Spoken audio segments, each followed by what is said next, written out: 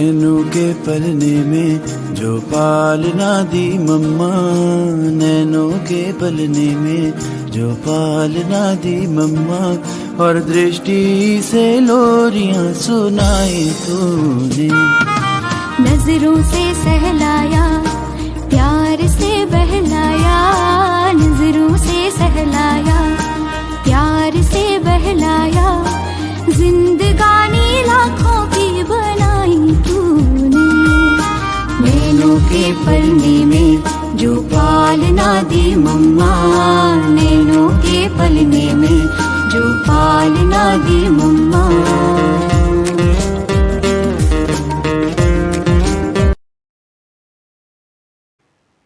मम्मा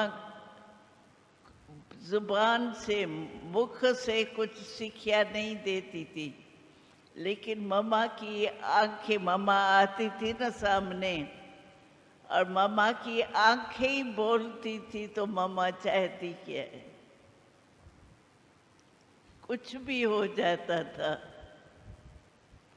मम्मा की पालना ऐसी थी जो मम्मा से डरते नहीं थे। मम्मा पता नहीं क्या कहेंगी क्या नहीं, इतना मम्मा का प्यार था। जो कोई गलती भी होती थी तो मम्मा इशारे में कहती थी, ये आप समझती हो, ये ठीक है, अगर नहीं ठीक है तो बस छोड़ दो, अभी फिर नहीं करना। कोई शिक्षा ज्यादा नहीं देती थी मम्मा। मम्मा दो शब्द बोलती थी, समझो शिक्षा देनी भी है। तो मम्मा की ये बहुत विशेषता थी,